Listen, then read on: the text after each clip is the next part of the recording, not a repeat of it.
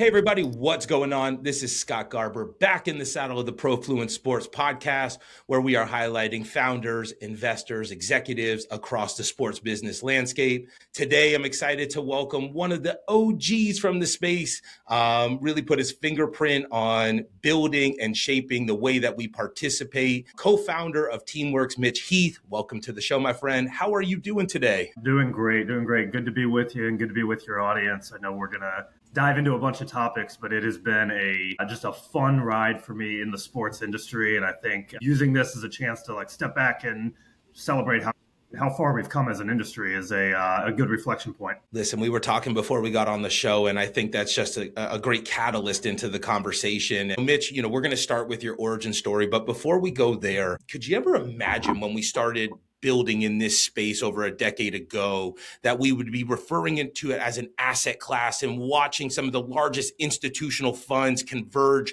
within the youth, collegiate, and pro ecosystem?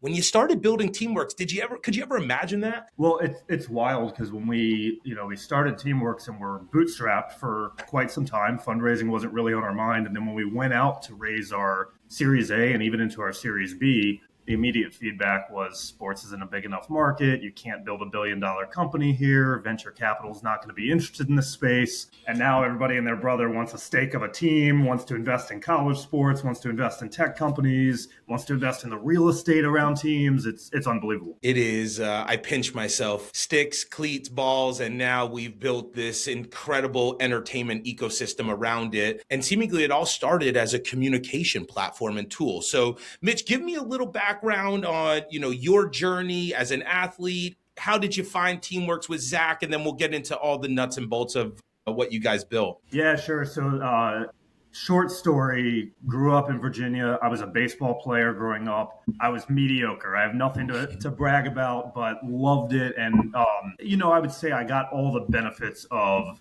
youth sports and participating at a high level, right? The work ethic, the teamwork, the leadership, learning how to be captain of a team, learning how to deal with coaches you like and maybe coaches you don't like, learning how to deal with an umpire making a bad call, right? All those life lessons that are maybe cliche, but are very real, and why we, want our kids and the next generation to be involved in sports. So I was very lucky to have that base and that background. And I came from a sports family. I mean, my sister was an incredible athlete, ended up playing softball at JMU. My mom played college basketball. I've got cousins, and I'm the least athletic in my entire family. So I grew up around sport. And then I also had kind of the academic, nerdy data side of me. And so figuring out as I got through college and into the early days of being a part of the founding team at Teamworks, how those two halves of me actually could fall in line really well to build something in sport that I believed in. So fast forward to university days, I go to Duke. We get Teamworks started while I'm a student at Duke. There were 3 co-founders, and then soon after had some really key early employees that I really consider a part of that founding group. But I give a ton of credit to Zach, who's still our CEO today. I say Zach is the real founder because he was playing football at Duke. He had the experience of a student athlete and saw all the ways in which miscommunication, lack of organization, lack of efficiency, just some basic breakdowns were holding Duke football back, and said, I think there's a better way. Pretty classic entrepreneur statement. And so started working on what is a simple way that we can get everybody on the same page with Duke football. And then obviously it didn't take long to realize that the problems that Duke had were problems that every single sports team in the world had. And so realized there was an opportunity there, and we decided to go for it. And so in the early days, we were 3 founders with no money. We were all first-time founders, all in our young 20s, didn't know what we were doing. But one instinct we got right was that we needed to be very disciplined and very careful with our cash. We had all kinds of people saying, you've built communication tools, you've built organization tools, collaboration, banking needs that, and healthcare needs that, and the military needs that. And luckily, the young 20 versions of ourselves realized that we're going to run out of money in about 2 weeks if we try to go after all that. So we said, we know sport, we know there's an application and a need here. We're going to focus on that. That's still a huge space. We're going to focus just on college sport and just on college football. So in our first 2 years, we really did the opposite of what every investor would say to do, where they would say, make your market as big as possible. We said, no, we're going to go after this tiny little, we're selling to, I think at the time, 127 teams, but that's going to be our launch pad. If we prove it in the college football space, we then have confidence we can expand layer by layer to other sports, other leagues, and eventually to become a global company. Wow. And, I want to go back and before I do, I want to preface this. The landscape in which we are having this conversation today was not the same landscape that you guys broke in and penetrated over a decade ago. And so, Mitch, one of the things that I'm excited to sort of talk and get your insight on was, when we were coming up through Captain U, it was another conversation of like, do you try and go boil the ocean or do you go sport specific? With you guys taking a football first approach, you realize that the space is very fragmented and football doesn't behave like baseball. Baseball doesn't behave like volleyball. And that's all within one athletic department. Never mind when we start to think about NGOs and all of the other moving pieces in the youth market. Mitch, talk to us about, after you find product market fit in football, what was the leadership conversation and strategy to expand responsibly beyond football as you guys were navigating the capital journey as well? Yeah, so from a product and operations standpoint, we really looked at the industry as an onion that needed to be peeled one layer at a time, right? So there was no world where we were going to say, okay, we've done well in football, now let's sell to every team in the world, right? It was, okay, football, introduce us to your basketball teams, to your baseball teams, to your softball teams, soccer. Let's unpeel the collegiate Olympic sports layer. Okay, now let's go to the athletic director and say, hey, we're working with 6 of your sports. Why don't we do an athletic department-wide deal and get all your teams on board?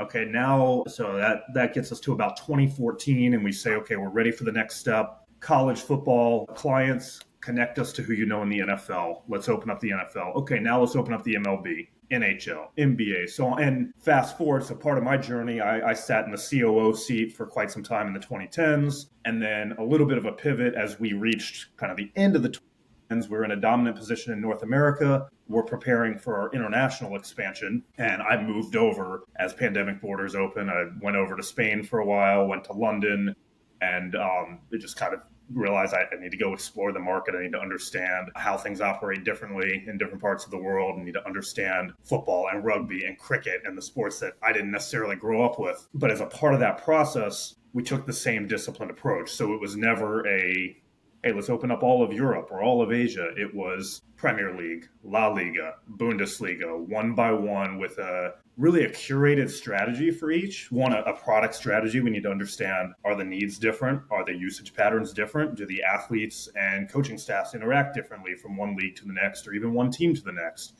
What's the culture of the league? What's the culture of the sport? And then similarly on the business development and revenue side, how do they buy software? Or is this a league where they've been investing in tech for a while and they know exactly how to implement technology? Or is this a league that has been very human driven and paper driven, and we're bringing tech to them for the first time, right? That totally changes our approach to tackling the market. And I think that's something for all of our listeners, whether you're a founder, an investor, an operator, an executive, it's a global game now. And we watch so many folks try and penetrate into the US. And because of how fragmented our market is, you're able to find little pockets of adoption, but going and taking US technology and infrastructure to the rest of the world, I think there is a huge amount of due diligence to what you talked about before just assuming that the rest of the world operates and develops the same way we do. And so, Mitch, I think that I just wanted to highlight that there because that is a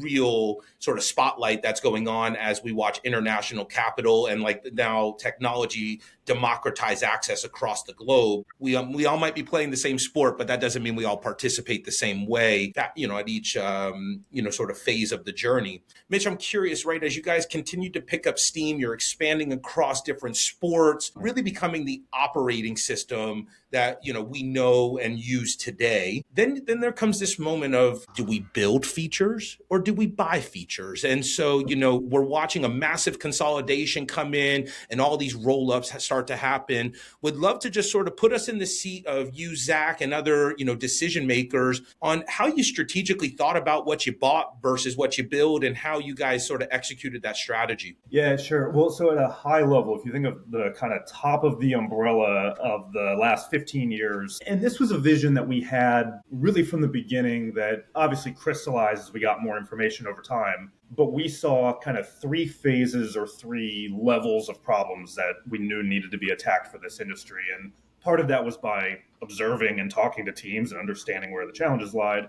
Part of that was also looking at the evolution of tech in other industries. So we watched healthcare go through this journey. We watched construction go through this journey. We watched fintech and banking go through this journey. And so what we kind of laid out in the early stages of Teamworks was, all right, there's a clear problem, number one, and that is connecting the people, right? The initial problem we saw in Duke football was that not everyone was on the same page. Not everyone was communicating. I, the athletic trainer, didn't know that you, the academic advisor, had the athlete scheduled at the same time as me, right? That's a simple connection of people problems. And that's where communication, scheduling, organization, collaboration come in. Then we get to problem number two. We say, okay, the people are better connected, but the systems are not. So now sports tech is growing, new systems are coming in, and someone has built a tool for the nutritionist or dietitian. Someone is building tool for coaches. Someone is building tool for compliance, for media and marketing, and so on and so forth. So you start to have this web of kind of a complicated tech stack that's very disjointed. And so phase two was, we've got to connect these systems. There has to be an integrated ecosystem that people can work within. And that's where you saw us really leaning into being the operating system for sport. We said someone has to take leadership and do this, or else it might be 10 more years before it gets done. And we felt well positioned to step into that void and say, hey, all this entrepreneurship is great. We want innovation. We want all these new tools. We're glad all these people are building for different functions. How do we come in and organize the ecosystem and organize the industry such that there is one operating system that teams and leagues can rely on? Now, phase three probably won't be a surprise to you given some of the recent acquisitions we've made, some of the tools we've built, but we've connected the people, we're connecting the systems. Phase three, we've got to connect the data, right? And so as we talk about AI, as we talk about making better decisions and having better insights, it doesn't do us a lot of good to have 30 different pockets of data that don't talk to each other, right? If I want a holistic view of my athlete and how they're developing and how they're going to perform, that doesn't work if I have hydration data over here, nutrition data over here, strength data over here. And so that's really been, it feels complex when you're in the building process, but if you think about the story of the last 15 years, it's been that: connect the people, connect the systems, and now connect the data. Obviously, in that journey, we needed to bring in tools to build out that ecosystem. So you asked about building tools, buying tools. I think a lot of people frame that discussion as build versus buy. I think we've always looked at it as build and buy, right? So our vision has been, here's what a complete ecosystem looks like. Here's the holistic view. And for us, that holistic view starts with the athlete. So it's everything around the athlete, right? So that might be in collegiate sports, academics touches the athlete.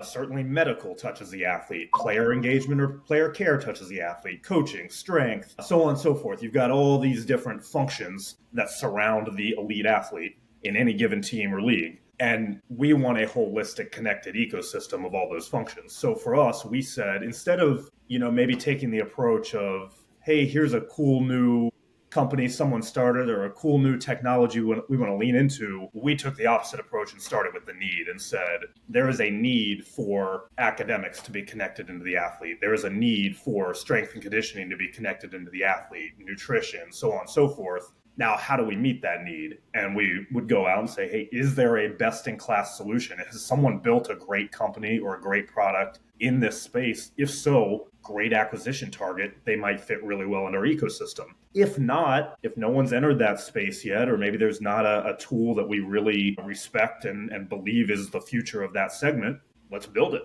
right? So that's been our thought along the way. We've acquired companies that were clearly best in class, like Zealous Analytics and Telemetry and a bunch of other. I think we're coming up on 20 plus acquisitions at this point. But we've also stepped in and said, you know what, we need to build Wallet. We need to build our GM solution. We need to build our strength and conditioning solution. And so that's how we've thought about the growth journey. And I think that model makes a ton of sense, right? Acquisitions are fantastic, but if you don't own sort of the underbelly and build alongside of it, you inherit a lot of, not only the great that's best in class, but the tech debt that comes along with it, and a lot of some of the things that we don't want to talk about that sometimes can slow that journey down.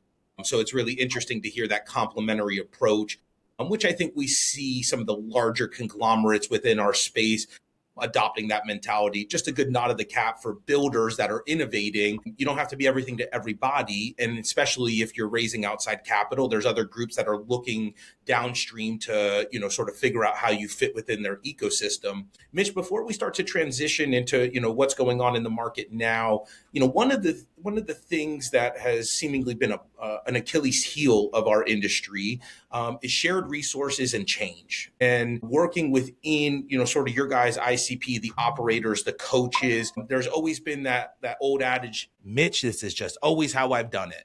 So I'm really curious, as you guys were on the cutting edge of technology, bringing in operating systems, how did you guys meet the end user where they were at and make sure that you got buy into the product and not just to a few features of, the holistic approach you guys were putting forth? Yeah, so we, from the beginning, were just obsessive about adoption, right? And we talked a lot with our employees about, like, our job, we have to finish the job, right? Our job is not just to sell a software or to get someone on a demo call or to get them to take their first action and log in. Our job is to drive the value to the end, right? Which means going back and saying, you're using 80% of our tools really, really well, but I got 20% more. We gotta get you going on that 20%.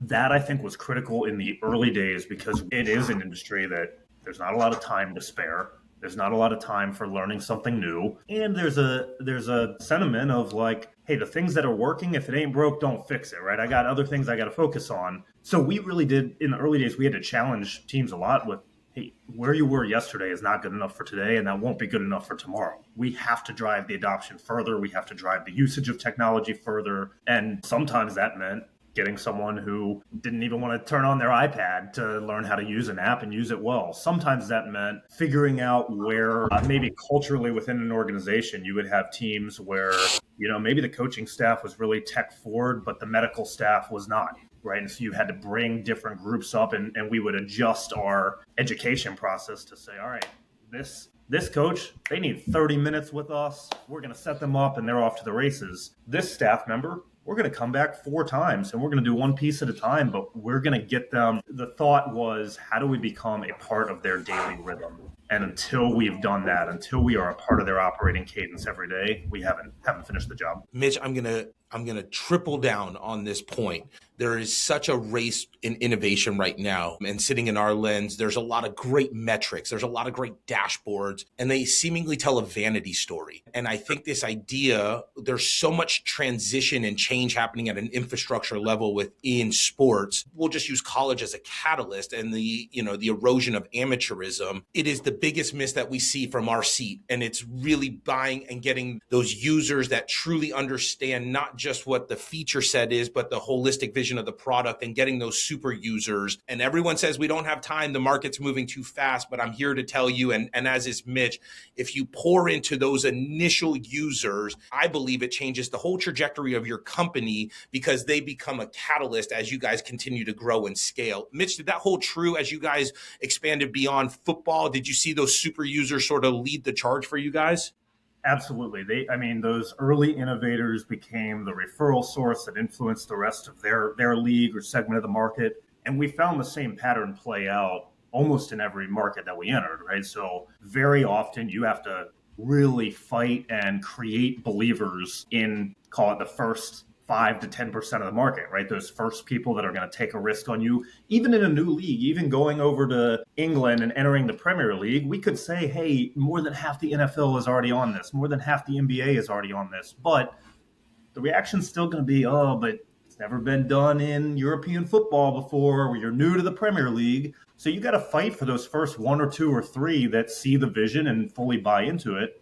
But then the pattern for us has been, once you hit that 10, 15, 20% of the market, very quickly, the next 60% of the market says, oh, okay, this is working. Let's go. right? And so you 100%. experience a big spike of growth. And then, of course, there's always some teams that take a little longer in kind of the last 20%.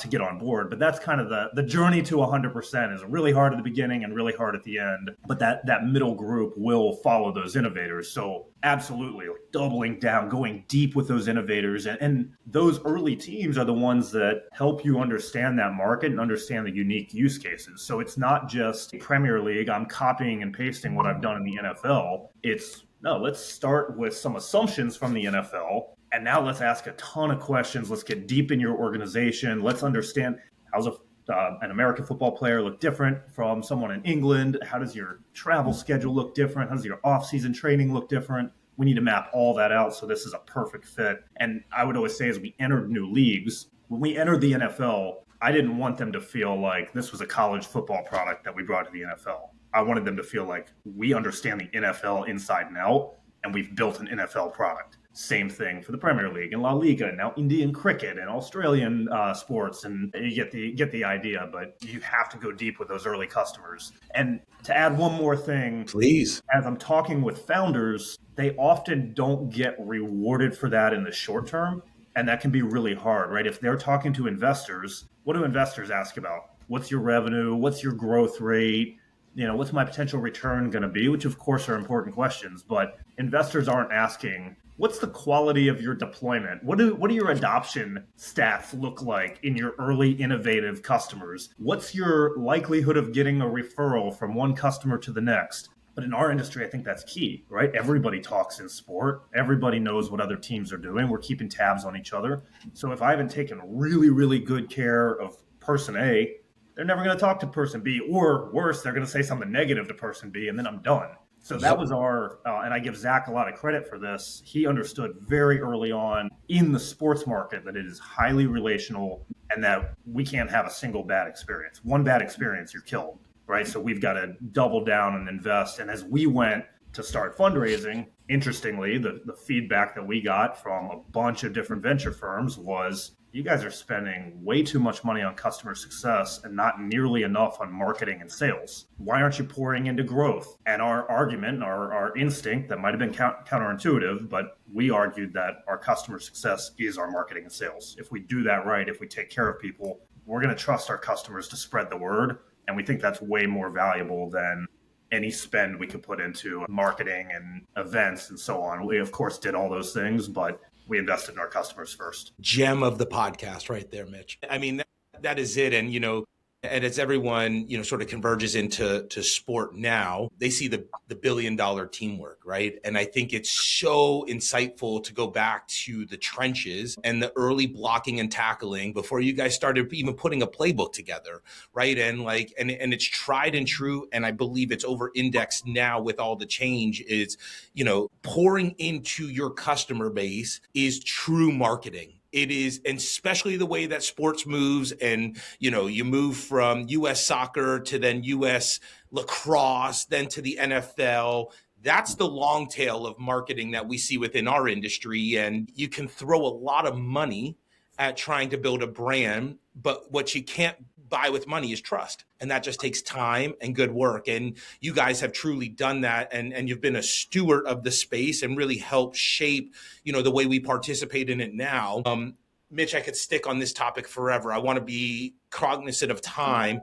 Let's talk about where the space is going, man. You've been instrumental. You've been in the driver's seat of helping shape it. And now, post-COVID, we've watched just what I would call explosions happen and fractures in the infrastructure. In the position you sit now, are you optimistic? Are you pessimistic? What is the sentiment that you feel as a builder, and how are you expressing yourself at this phase of the journey? Highly optimistic for a couple reasons, and with some caveats. Optimism comes from an industry that I think is accepting of and excited to lean into tech and innovation more than they've ever been, right? I think teams have all come to the conclusion, like, we've got to be investigating and thinking more long-term, right? I think a decade ago, I would often talk to teams that were kind of in the cycle of, okay, what are we doing next year? And the schedule kind of looks the same and we have this rhythm. And now I've gotten to have a lot of conversations. I'm like, hey, let's build your 10-year plan. Let's build your 20-year plan. What do you want your tech stack to look like 10 years from now?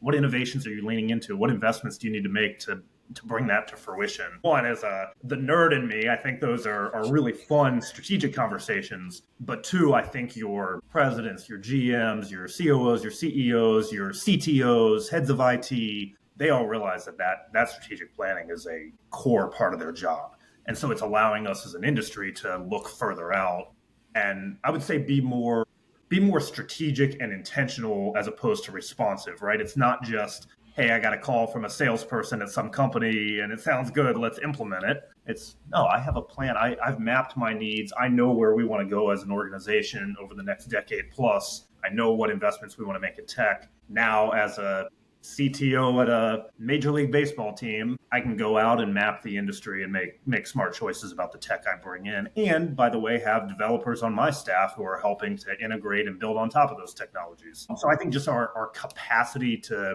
be strategic and make smart investments is in a much better place as an industry.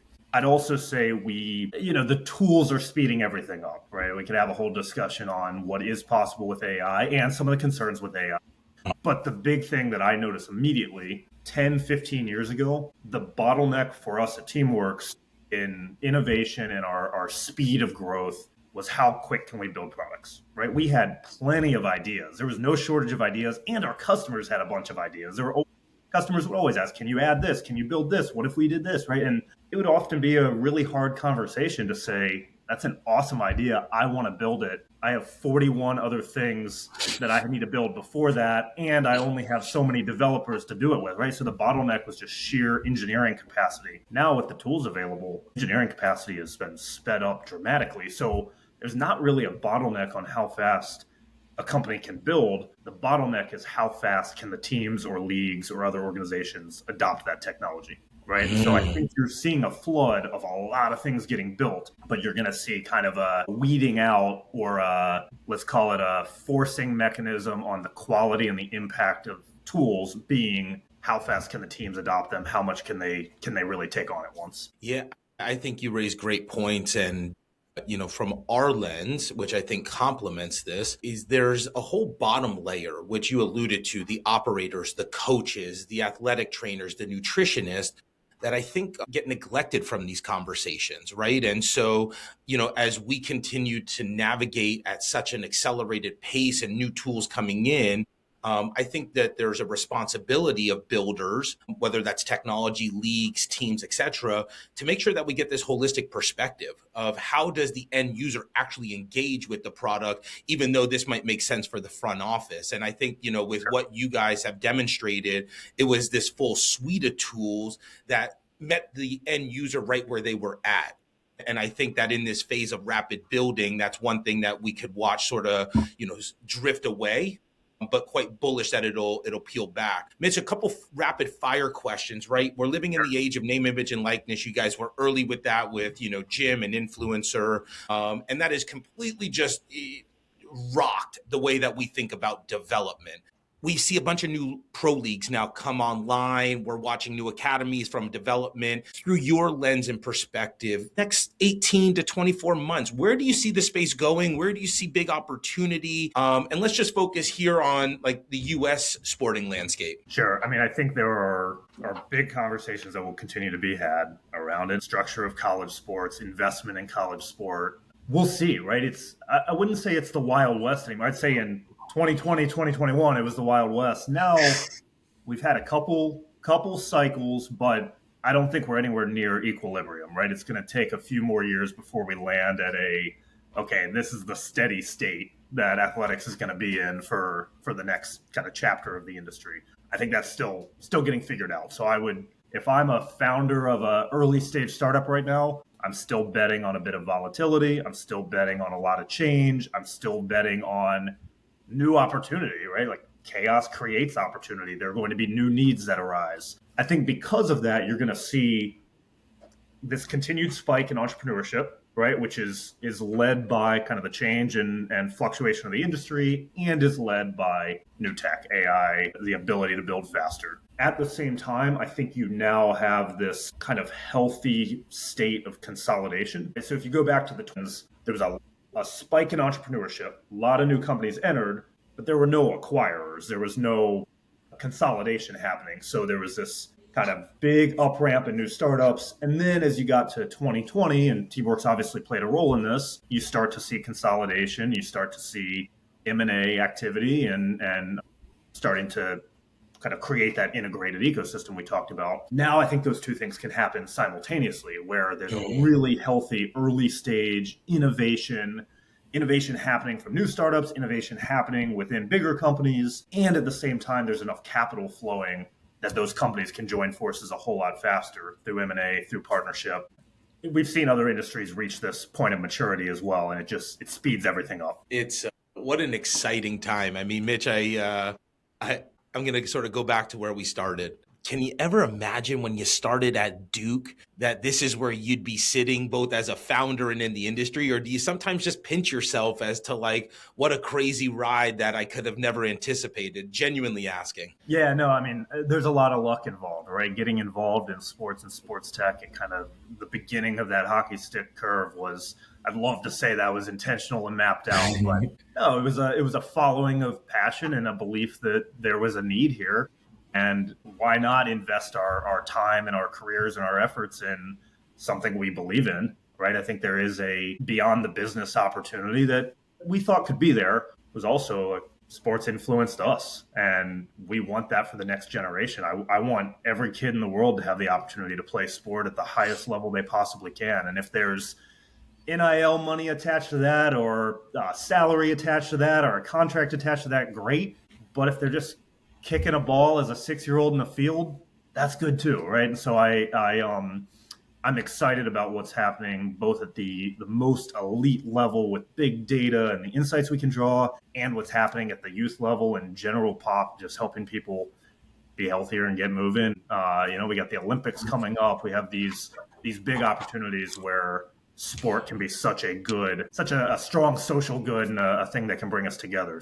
Yes, being involved in that is something, in whatever role I'm fulfilling, I'll be involved in my whole life. That's so cool, man. And we scream the same thing from the rooftops on the Profluence side. And there's a deep deed of gratitude, Mitch, for what you, Zach, and team have built. It truly is making impact, far beyond yourself and, sort of the idea at Duke, which I think is the goal of all of this. Last question, and then we're going to take this thing home. In order to be successful in today's world, there's a constant of folks we interview to be lifelong learners.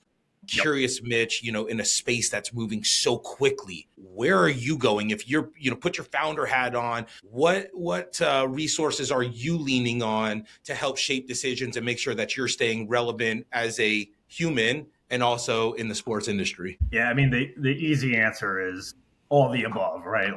I'm reading, I'm on YouTube, I'm listening to every podcast I find interesting, right? So being just a consumer of intelligent voices matters. But taking it back to a key part of our discussion, I would say step one, if I'm, I advise a number of early stage founders, scale stage founders, as I sit on boards, my constant refrain to them is go listen to your customers, go listen to the industry, just go be curious, right? Nothing replaces getting in an athletics building and walking down the hall and saying, hey, what are you up to? What are you struggling with? What's slowing you down?